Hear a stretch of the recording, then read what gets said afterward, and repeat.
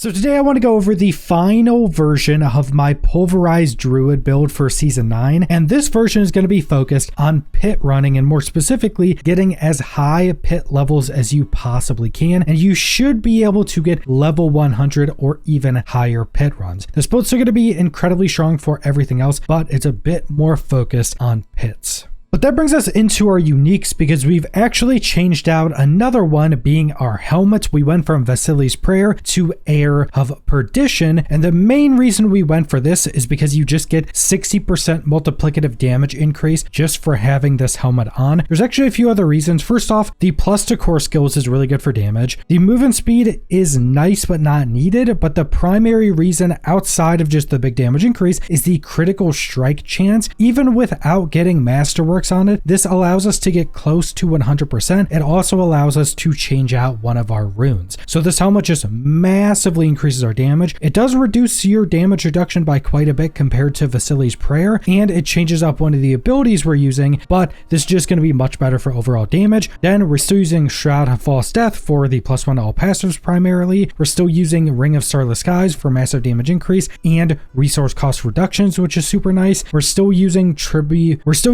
Ball to Will, which just gives you massive damage increase all of the time. And then we're still using Rotting Lightbringer, which is required for this version of the build to actually work, spamming out all these puddles for guaranteed overpowers. But that brings us into our skill tree and our abilities. So first off, we're putting 1 point into Maul, 1 point into Claw. Maul is actually going to be on our bar. We don't really use it, but we already have multiple slots we're not using in Grizzly Rage. Claw is going to be to stack up one of our passives before we go into Grizzly Rage, and we'll go over that when we get there. Then we're going down 5 points into Pulverize, our main damaging ability. Upgrade 1, we deal increased damage to crowd controlled and bosses. Upgrade 2, every 10 seconds you Pulverize, and Pulverize now makes enemies take increased damage. Now, I would still use this. I know some people use Primal Pulverize because anytime you hit anything, they just deal 20% less damage for 5 seconds. I like the damage increase, but if you feel like you're dying, you can go to Primal and everything will deal a lot less damage. One of the big changes is we now aren't using Earthen Bulwark because we can't use it while in Grizzly Rage anymore without Vasili's Prayer. So now we're using Cyclone Armor only for the passives. So Powerful Wind Surround you, granting 20% non-physical damage reduction. And how this works is if this is on your bar and you go into Grizzly Rage, even though you can't use this one in Grizzly Rage, you still get the passive benefit of it, so you're just getting a big damage reduction. Then we're using Debilitating Roar, just a big damage reduction to all enemies around us. Upgrade 1 fortifies us, upgrade 2 makes us deal massively increased damage while it's active, which is the main reason we're using it. Then we're going all the way down and we're getting our ultimate, Grizzly Rage, just a massive damage increase, a massive damage reduction. We constantly extend it by overpowering bosses and killing enemies, and 5 points into this gives us 30% increased armor while it's active. We can say this 100% of the time while in combat, so that's just a 30% increase to armor, so we get to move other things around in our build because we have so much more armor just from Grizzly Rage. Then we're always unstoppable in Grizzly Rage, which is massive, and we also fortify a bunch of our max life every second while in Grizzly Rage. It's 8% right here, but because of some of our other passives, it'll actually be more than that. I think it's probably closer to like 10 or 12%. But that then brings us into our passives. 1 into Heart of the Wild to get 3 into Wild Impulses. Your core skills cost more but deal more damage. 3 into Iron Fur for damage reduction while in Werebrand 3 seconds after. 3 into Enchanted Fortitude for increased resistances. This also allows us to take resistances out of other places of our build because we don't really have really good places to put the rest of those points anyway. Then 3 into Vigilance. Take reduced damage after using a defensive skill. That will be up a good amount of the time. Then Backlash, deal increased damage after using a defensive skill. 3 into Nature's Reach. Deal increased damage to distant enemies. Deal additional damage if they're CC'd. Then 3 into Pharaoh Amplitude, deal increased damage while healthy and even more damage while above 100% move speed, which will be all the time. Then 3 into Mending, primarily for the increased max life. 3 into Provocation, every 10 seconds while in Werebear. Your next on defensive will be an Overpower and deal increased damage. 3 into Crushing Earth, so your Earth skills do increased damage to CC'd enemies. 3 into Stone Guard, when you have Fortify, you just deal more damage. 1 into Neurotoxin to get 3 into Toxic Claws, you deal increased poison damage, which is pretty much all of our damage. Then Then 3 into Envenom, you deal increased critical strike damage against poison enemies, which everything is poisoned. Then 3 into Defiance, nature skills deal increased damage to elites. 3 into Natural Disaster, earth skills deal increased damage to vulnerable enemies. Then 3 into Quick Shift, shapeshifting into a new animal form gives you increased damage. This stacks up to 6 times. This is why we are using Claw. So how this works is if you're in any form that's not human, Quick Shift does not have a duration. It's just a permanent buff until you go into human form. So what you do is you use Claw, Pulverize, Claw, Pulverize, Claw, Pulverize. That'll be your 6 stacks. Then you go into Grizzly Rage and you just stay in Grizzly Rage till the next time you're not in combat. You can also just attack with Claw without having enemies near you. I know the keybind on PC is Shift. I don't know what it is on consoles, but you can just attack in place, stack that up really quickly, then jump into Grizzly Rage. Then for our capstone, it's Urzine's Strength, so massive increase to max life, massive increase to damage, massive increase to overpower damage while in Werebear. But that brings us to our Paragon boards, and like always, there'll be a build planner in the description. Make sure you're getting all of your armor and resistances. You can increase that through your Paragon boards if you really need to. But our first board, we're changing to Fang and Claw. That'll just give us a big damage increase to just damage and damage to elites because of the bonus to all magic nodes within range. And the secondary, while in Werebear or Werewolf, close enemies take increased damage from you. Then the legendary just increased damage while shapeshift, so just massive damage increases compared to what we were using. The first board is Survival Instincts. While in Werebear, you deal increased damage. That's increased even more while max life. And then you deal increased overpower damage depending on the difference between the life of you and the enemy. So they keep getting lower. You stay high health. You deal more overpower damage to them. The glyph is Earth and Sky, another bonus to magic nodes within range. So there's more damage, more max life, which is really good. The secondary is Nature Skills deal increased damage to CC'd or vulnerable enemies. The legendary is Nature Magic skill damage is increased. Then you can go left or right, doesn't really matter which. The legendary board we're going with is Ancestral Guidance. After spending 75 spirit, you deal increased damage. One of our runes will also drain all of our spirits, so this will proc very easily all of the time. And then the glyph for taking a spirit and increase to our critical strike damage. Then the secondary, when you crit enemies, they take increased damage stacking up. The legendary is just increased critical strike damage. Then all the way over to the left, we're taking the Heightened Malice board. When something is poisoned near you, you deal increased damage, and this stacks up to 4 different times, so just more damage increase. The glyph for taking is Bane, so an increase to poison damage. The secondary, poison effects have a 15% chance to double their damage over their duration. The legendary is just increased poison damage. Then we go back to the middle,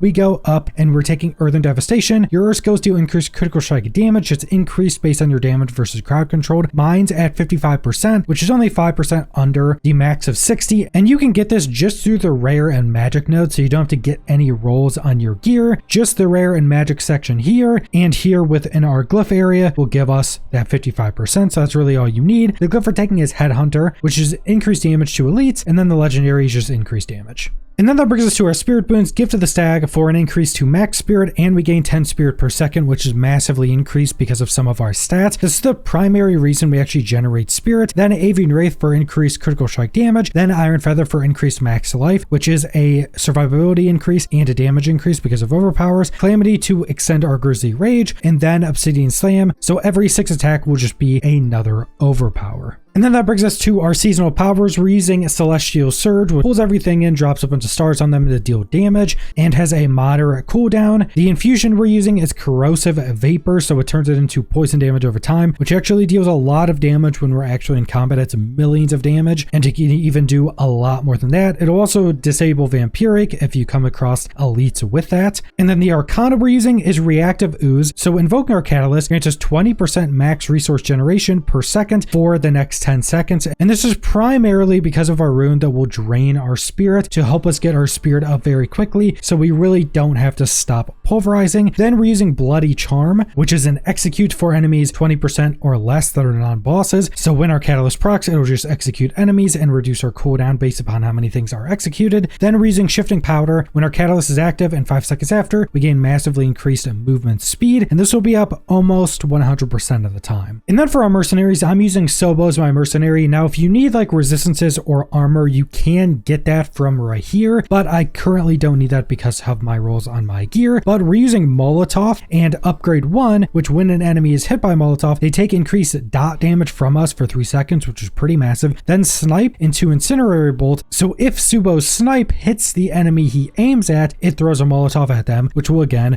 put Scorched Earth on them. So that's actually pretty good against bosses, because especially when you're running high pits, your dot damage actually starts to add up quite heavily. Then for our reinforcement, we're using Variana with Bloodthirst because when she uses it, we gain 10% increased attack speed, and just put that on Pulverize. But that brings us into our gear, and let's start with our gems. In your armor, you're going to want willpower increases, and then you're also going to want a rune set. The rune sets we're using are Lucky Hit up to 100% chance against non-healthy enemies. So once we do that 27 times, which procs really quickly when in AoE situations, when we cast a skill other than a basic or defensive, it consumes all of our primary resource to increase our damage up to 100% for 1 second. And if this overflows, it just gives us more damage. So we basically get a massive damage increase, but it pretty much drains all of our spirit. That's why we have some of our spirit regeneration. And this will just be a pretty noticeable damage increase when it procs. Then our new rune set is Stores Offering every 0.3 seconds. You cast a non-basic skill to gain that stored offering. So just anytime we pulverize, it'll give us the offering we have stored. And this will invoke our Earthen Bulwark for 3 seconds, which just grants us a barrier based on our max life. And when it overflows, it'll have increased duration. This will proc all of the time, which basically gives us back our Earthen Bulwark, even though we can't use it on demand anymore. And that brings us to our seasonal jewels. Our first one is your catalytic skill. It deals 33% weapon damage of your infusion's element over 3 seconds, and a lucky hit dealing damage of your infusion's element, which is poison, has up to a 33% chance to trigger a secondary effect, which just drops on stars to deal more damage. So just a bunch of additional damage procs. Then we deal 20% increased elemental damage, but take 10% more. So just more poison damage. Then we have, after you deal damage over time to an enemy, they take increased damage over time from you forever. Now this is primarily because we're running pits, because if you're doing pretty much any other content in the game, this really isn't going to stack up enough to matter. But when you're doing really high tier pit runs, specifically when you're on the boss that can take quite a long time, this will start to stack up to quite a lot of damage increases. So that's kind of the main reason we're actually doing this, specifically for high tier pit runs.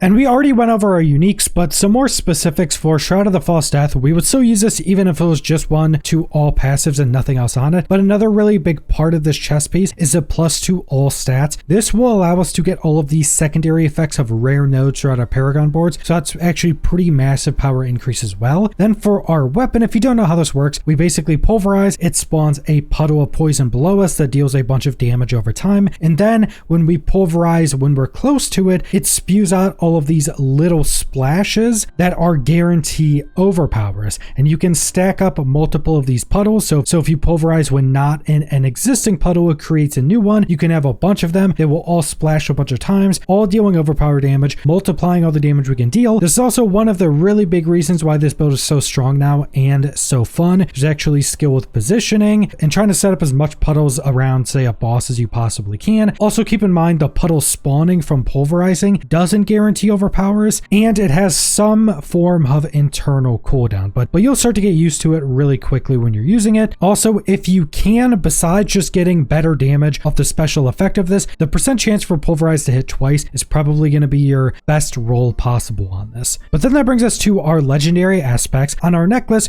while Grisly Rage is active, your direct damage is converted into poison damage, and you deal up to 120% more poison damage, and you passively spread Rabies, which is another poison dot. Rabies actually does good damage, and this will just scale all of our damage pretty massively, especially since we're going so much into poison. Then for our other offensive aspect, the duration of Grisly Rage is increased by up to 10 seconds. In addition, when you crit in Grisly Rage, it increases your critical strike damage up to 100%, which is massive. Then Pulverize creature Shockwave that travels forward, dealing up to 120% of its damage in its path. So normally Pulverize is just an AoE directly below you. Now it's a massive shockwave to everything in front of us. And with the new Pulverize size tempering that we can get on our gear like we have on our gloves here, Pulverize hits basically everything on our screen. Then for our final legendary aspect, Pulverize is also an Earth skill for more scaling, and after it overpowers, your Earth skill cooldowns are reduced, which doesn't really do anything anymore.